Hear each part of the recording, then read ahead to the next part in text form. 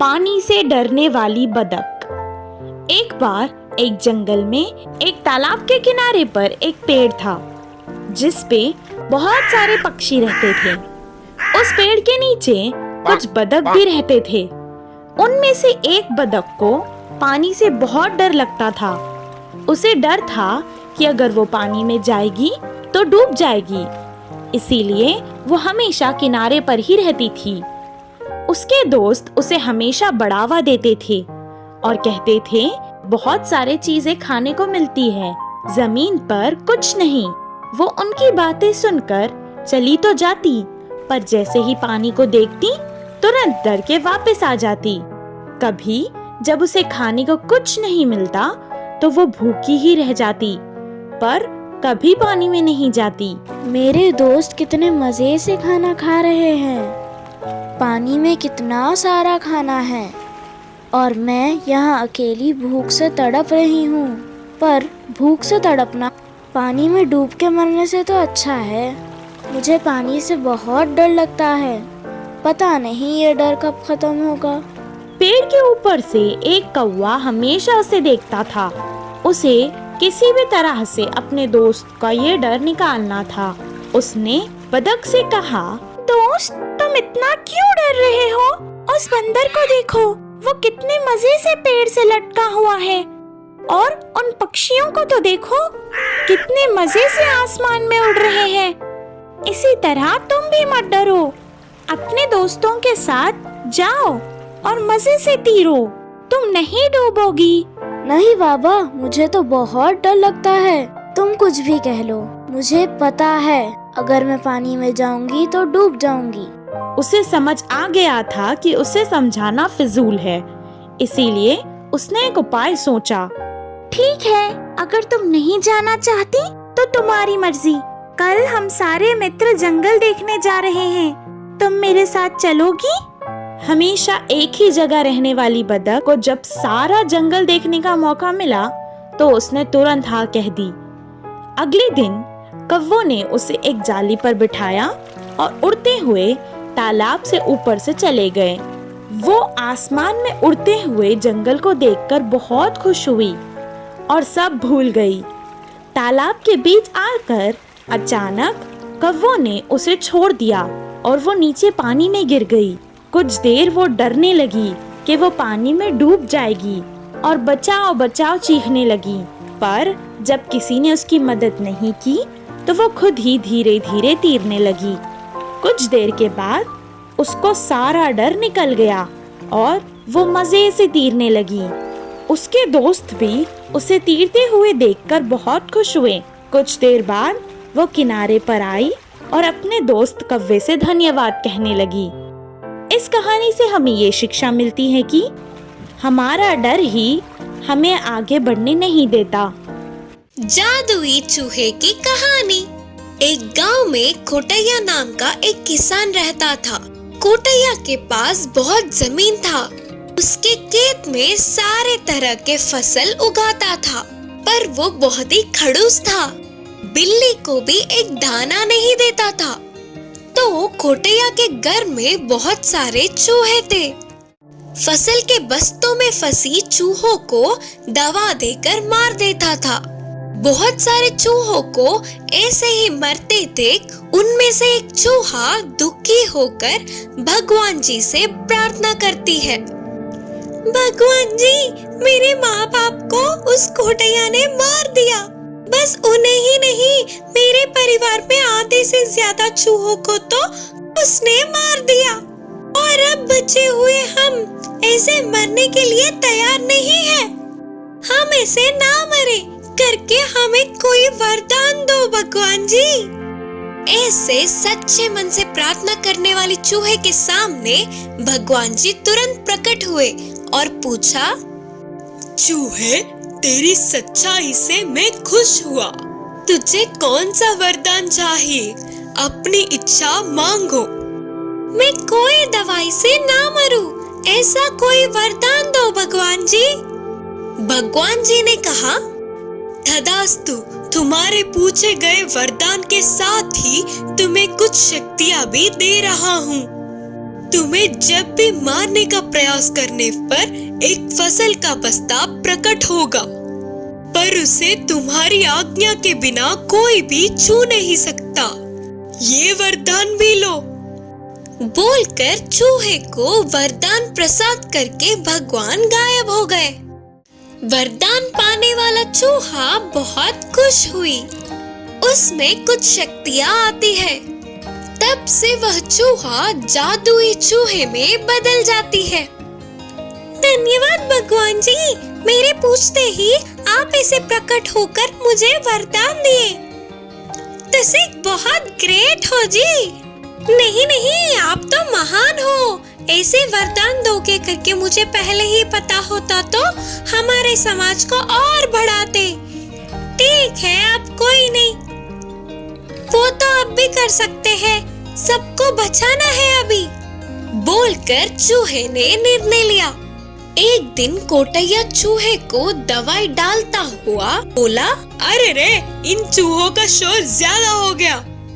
ये नई दवाई डालकर इन्हें मार दूंगा। उन बातों को सुनने वाली जादुई चूहा फसल के बस्तों से बाहर आकर बोली, हा, तेरे चालबाजियां अब नहीं टिकेंगे। बंद करो ये अभी। क्या? थोड़ी सी आवाज आई तो तेजी से भागने वाले हो तुम। सामने आकर मुझे ही उल्टा जवाब दे रही हो। रुको, तेरा काम अभी करता हूँ। बोलते हुए लकड़ी से मारने लगा, पर चूहा उसे नहीं मिली। रुक रे रुक। हाँ, तुम्हारे बोलते ही सुनने के लिए तुम बड़े मेरे मालिक हो क्या? जाओ जाओ। क्या तुझे कितनी घमंड है? मुझे कितनी बातें सुना रहा है। रुक रे रुक, तेरा काम तो अभी करता हूँ। बोलते हुए चूहे को लाठी से एक मारता है। उस चूहे को मार लगते ही वहाँ तुरंत एक फसल का बस्ता प्रकट होता है। उसको देखते ही झटका खाने वाला कोटैया पास गया तो वो बस्ता बाहर के फसल का ही है। कोटैया खुश होकर उसने उसे छूने की कोशिश की, पर उसके हाथ नहीं लगी। ऐसा क्यों हो रहा है करके कोटैया सोच रहा था तो तभी चूहे ने कहा, मैं जादुई चूहा हूँ। मुझे मारोगे तो ऐसे फसल आते हैं, पर उसे तुम छू भी नहीं सकते। मैं आज्ञा दूं तो ही तुम्हारे पास आएंगे। कोटैया ने कहा, अच्छा, पर ये कैसा हो सकता है? ठीक है, छोड़। इतने दिन मेरे फसल को तुमने खाया ना, अब तुम्हारे जादू से और भी फसल के बस्ते दिलाओ ना। मेरे परिवार में आधे से ज्यादा लोग तुम्हारी वजह से मुझसे दूर हुए। तुम्हें मैं मदद करूं? तुम किसी का मदद नहीं कर सकते। तुम्हें मैं क्यों दूं? बिल्कुल नहीं दूंगा। अरे यार, ऐसा मत बोलो चूहे।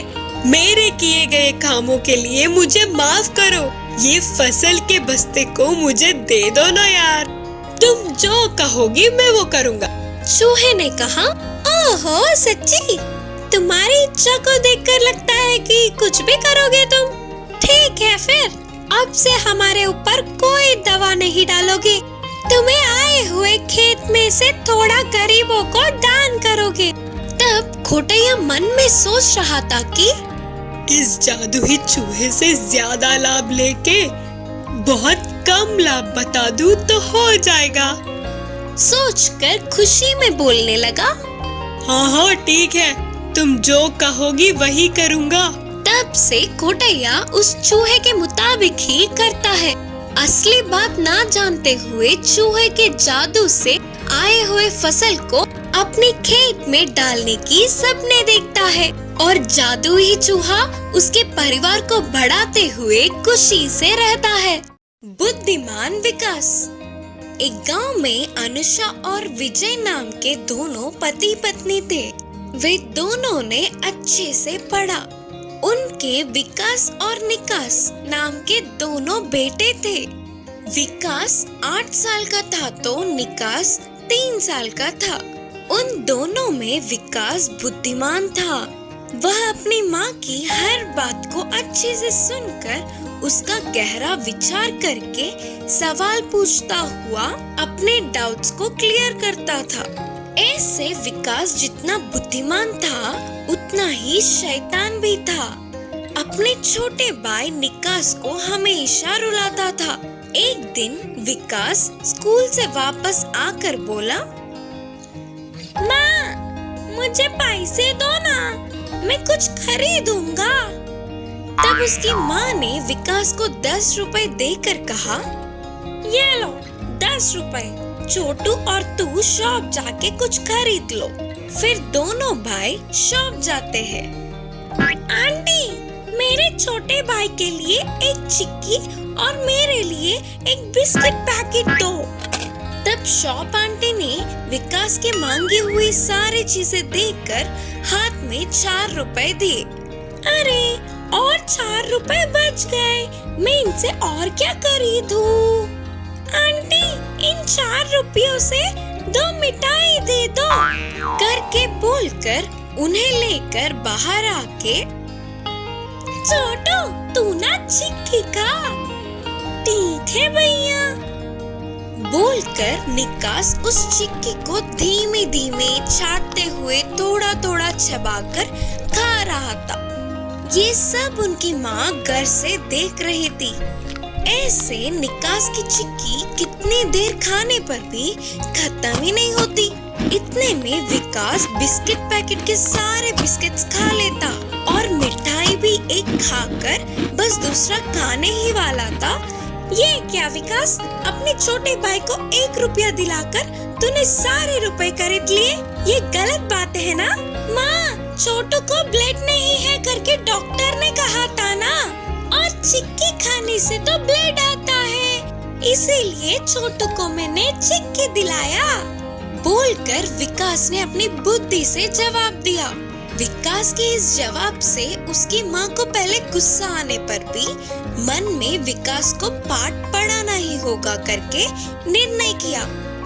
एक दिन अनुषा गुड़ की मिठाई बना रही थी। तब उस स्वादिष्ट खुशबू को पहचानने वाले विकास और निकास, माँ मुझे दो, मुझे दो, माँ मुझे दो मिठाई, माँ मुझे दो मिठाई। रुको रुको, गरम है, हॉल में जाकर बैठो, मैं प्लेट में डालकर लाती हूँ। चलो रे छोटू, हम जाकर बैठते हैं, माँ ले आएंगी ना हमारे लिए, करके बोलकर अपने छोटे भाई को लेकर हॉल में बैठे इंतजार कर रहे थे। थोड़ी देर बाद उनकी माँ दोनों प्लेटों में मिठाइयाँ रखकर लाई। तो विकास अपने आप को रोक न पाते हुए विकास अपने प्लेट को लेकर देखा तो उसके प्लेट में बस एक ही मिठाई थी। वही उसके छोटू का प्लेट मिठाइयों से भरा था। माँ! यह देख विकास गुस्से से अपनी माँ से कहा, क्या हुआ मेरे बच्चे? फिर विकास ने गुस्से से कहा, माँ, क्यों आपने छोटू को इतने सारे मिठाई दिए और मुझे बस एक ही दिया? हाँ बेटा, छोटू को ब्लड नहीं है ना, और गुड़ खाने से ब्लड आता है, इसीलिए छोटू को इतने सारे मिठाई, करके जवाब दिया। तब विकास को अपनी गलती का एहसास हुआ और विकास अपने मन ही मन सोच रहा था कि अरे रे, अगर मैं छोटू को एक बराबर दिलाता तो मुझे भी मिठाई उसके बराबर मिलती। सही है ना माँ? बोलकर उस एक ही मिठाई को थोड़ा थोड़ा करके खा रहा था।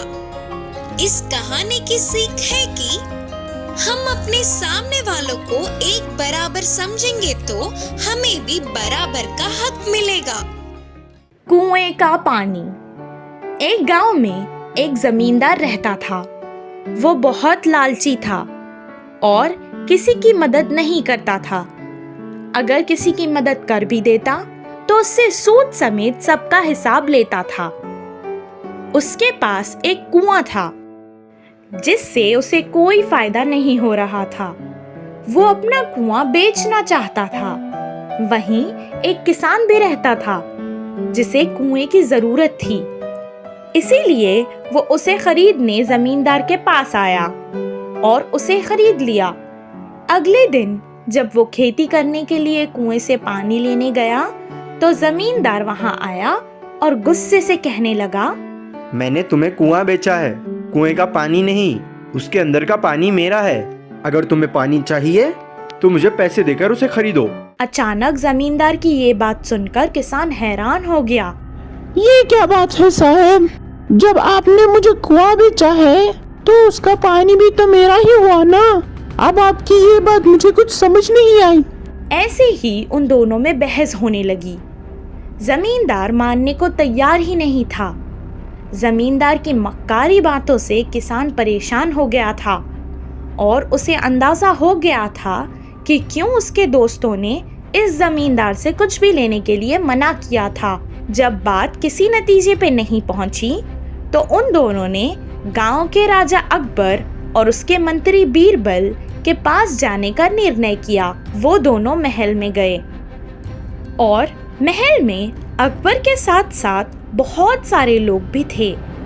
बीरबल ने उससे पूछा कि क्या मसला है, तो किसान ने बताया, राजा जी, मैं एक गरीब किसान हूँ।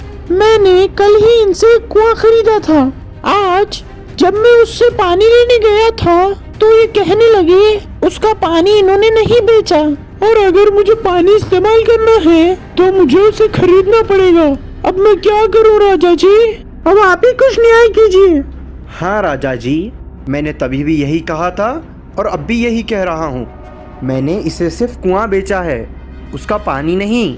अगर इसे पानी चाहिए तो पानी को खरीद ले। बीरबल जमींदार की मक्कारी समझ गया और कहने लगा, ये सब सुनकर मैं समझ गया हूँ और ये सही तो कह रहे हैं। आपने इनको कुआं बेचा है, कुएं का पानी नहीं। कुएं का पानी आपका ही है। बीरबल की बात सुनकर जमींदार बहुत खुश हुआ।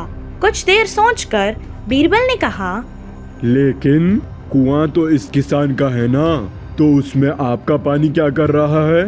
आप एक काम करिए, अपना सारा पानी इसके कुएं से निकाल लीजिए और इसे खाली कुआं दे दीजिए। जमींदार हैरान हो गया। उसकी अकल भी बीरबल के सामने नहीं चल सकी। बहुत उदास होकर उसने किसान को पानी और कुआं दोनों ही दे दिया। न्याय मिलने पर किसान भी बहुत खुश हुआ। सही न्याय करने पर बीरबल की अकबर के साथ मिलकर सबने तारीफ की। इस कहानी से हमें ये शिक्षा मिलती है कि मक्कारी करने से हमारा ही नुकसान होगा।